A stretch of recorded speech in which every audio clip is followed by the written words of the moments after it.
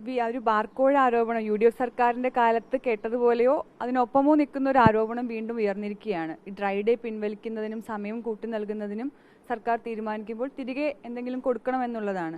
ഇത് അറിഞ്ഞിരുന്നോ? ഈ ഒരു ആരോപണത്തെക്കുറിച്ച് കേട്ടിരുന്നു? ഇപ്പം മാധ്യമങ്ങളെല്ലാം ഇത് ടേക്കപ്പ് ചെയ്തല്ലോ. എല്ലാം ഇപ്പോൾ അങ്ങാടിപ്പാട്ടായി മാറി. മാത്രമല്ല, ഇതിനു മുമ്പും ചില നടപടികൾ ഇവിടെ നടന്നിട്ടുണ്ട്. വിദേശ മദ്യത്തിൻ്റെ വില കൂട്ടി അങ്ങനെ ഒരു ചെറിയ ക്രമീകരണം നടന്നിട്ടുണ്ട്. അതോടൊപ്പം തന്നെ കൂടുതൽ ബാറുകൾ കൊടുക്കുന്നതിന് വേണ്ടിയുള്ള നടപടികൾ നടത്തുക എല്ലാം പൂച്ച പാല് കുടിക്കുന്നത് പോലെയാണ്.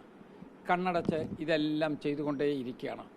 എന്നിട്ട് ഞങ്ങൾ നിരപരാധികളാണ് എന്നങ്ങനെ പരസ്യമായി ജനസമൂഹത്തിന് മുമ്പിൽ വാദിച്ചുകൊണ്ടേയിരിക്കുകയാണ്.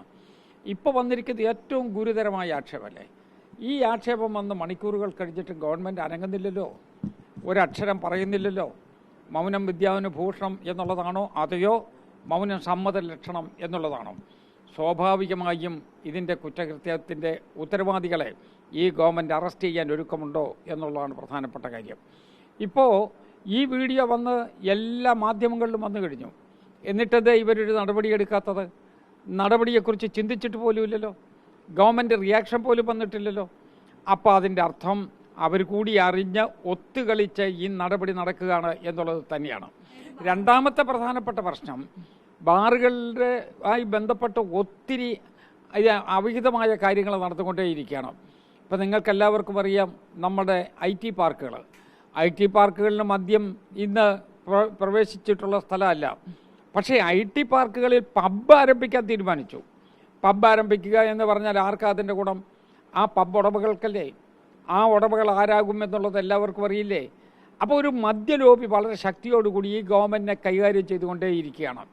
ഇപ്പോൾ ഏറ്റവും അവസാനത്തെ തെളിവാണ് ഈ പറഞ്ഞിരിക്കുന്ന സംഭാഷണം പുറത്ത് വന്നത്. ഒരു മന്ത്രിയുടെ UDF സർക്കാരിന്റെ കാലത്ത് ഒരു മന്ത്രിയുടെ രാജിക്ക് പോലും കാര്യമായ ഒരു നീക്കമായിരുന്നു അത്. ഇത്തവണ പ്രതിപക്ഷം അത് എങ്ങനെയാണ് ഈ ഒരു വിഷയത്തെ ടേക്കപ്പ് ചെയ്യാൻ ഉദ്ദേശിക്കുന്നത്? സ്വാഭാവികമായിട്ടും ജനമനസ്സിലത് തറച്ച് നിൽക്കുകയാണ്. നിരപരാധികളാണ് എന്ന് വാദിച്ചുകൊണ്ടിരിക്കുന്ന ആളുകളാണ് ഏറ്റവും വലിയ കുറ്റകൃത്യത്തിന് നേതൃത്വം കൊടുത്തുകൊണ്ടിരിക്കുന്നത് എന്ന് വന്നുകൊണ്ടേയിരിക്കുകയല്ലേ. അത് ഒരു കാരണവശാലും അംഗീകരിക്കാൻ പറ്റില്ല. ഇപ്പം ഡ്രൈ ഡേ മാറ്റാനായിട്ട് തീരുമാനമെടുത്തു. ഡ്രൈ ഡേ വേണോ വേണ്ടയോ എന്നുള്ളത് വർഷങ്ങൾക്ക് മുമ്പ് ചർച്ച നടന്നതാണ്. അപ്പം ഡ്രൈ ഡേ വേണം എന്ന് പറഞ്ഞു. ഗാന്ധി ജയന്തി ദിനത്തിൽ പോലും മദ്യഷാപ്പ് തുറക്കാം എന്ന് തീരുമാനിച്ച ആളുകളുടെ സാംസ്കാരിക അധപ്പതനം എവിടെ വരെയുണ്ട് എന്നുള്ളതിനെ കുറിച്ച് ആലോചിച്ചാൽ മതി. മുഖ്യമന്ത്രി അറിഞ്ഞുകൊണ്ടുകൂടി ആകുമോ ഈ ഒരു ഫണ്ട് വിരിവ് എന്നുള്ളതാണോ പറയുന്നത്? സ്വാഭാവികമായിട്ടും ഇനി അതിൻ്റെ വിശദാംശങ്ങൾ വരാനിരിക്കുന്നതേ ഉള്ളൂ. ആരൊക്കെയാണ് ഇതിൻ്റെ പ്രതിക്കൂട്ടിലുള്ളത് എന്നുള്ളത് ഇനിയും വിശദാംശങ്ങൾ വരും. സ്വാഭാവികമായിട്ടും അത് ജനങ്ങൾ കേൾക്കാൻ താല്പര്യപ്പെട്ടിരിക്കുകയാണ്. ഈ ഗവൺമെൻറ് സാധാരണഗതിയിലുള്ള പ്രതികരണമാണെങ്കിൽ ഒന്നും മിണ്ടാതങ്ങ് നടക്കും, ഒരു പ്രതികരണവും നടത്തുകയില്ല. എന്നിട്ട് കുറേ കഴിയുമ്പോൾ ആളുകൾ ഇതെല്ലാം മറന്നു കഴിയുമ്പോൾ അന്നൊന്നും ഒരു കുഴപ്പമില്ലേ എന്ന് ഭംഗിവാക്ക് പറഞ്ഞ് രക്ഷപ്പെടുന്ന ഒരു നടപടിയിലാണ് നമ്മൾ ഇതുവരെ കണ്ടിട്ടുള്ള അവരുടെ കീഴ്വഴക്കം. ഈ പബ്ബുകൾ ആരംഭിക്കുന്ന കാര്യത്തിൽ താങ്കളും ആ കമ്മിറ്റിയിൽ അംഗമാണ് എന്നുള്ളതാണ്. അതുമായി ബന്ധപ്പെട്ട പഠനം നടത്തിയ കമ്മിറ്റിയിലൊക്കെ നിങ്ങളെ പ്രതിപക്ഷം കൂടി അറിഞ്ഞായിരുന്നു അത്തരത്തിൽ? പ്രതിപക്ഷം അറിയാനായിട്ട് എവിടെ അറിയാനായിട്ടാണ്? ഞങ്ങൾ സ്ട്രോങ് ആയിട്ട് എതിർത്തതല്ലേ.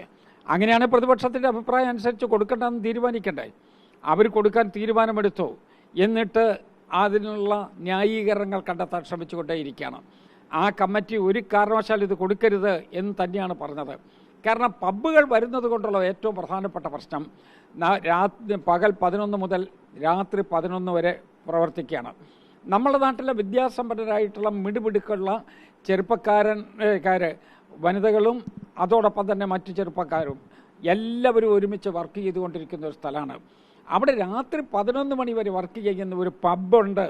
അവിടെ റെസ്റ്റോറൻറ്റിൻ്റെ മറവിലാണ് തുടങ്ങുന്നത് എന്ന് പറഞ്ഞാൽ എവിടെ പോയി നിൽക്കും എന്നുള്ളതിനെക്കുറിച്ച് കാത്തിരുന്ന് കാണാം. രണ്ടാമത്തെ പ്രശ്നം ഇതുകൊണ്ടും അവസാനിക്കില്ല. ഒരു കമ്പനിക്കൊന്ന് എന്നുള്ള നിലയിലേക്ക് അത് മാറും. ഞാൻ ആ കമ്മിറ്റിയിൽ തന്നെ പറഞ്ഞതാണ്, നിങ്ങളിപ്പോൾ ഒരു IT പാർക്കിനകത്ത് ഒരു പബ്ബ് കൊടുക്കുന്നു എന്ന് തീരുമാനിച്ചാൽ IT പാർക്ക് കൊണ്ട് മാത്രം നിൽക്കുകയില്ല.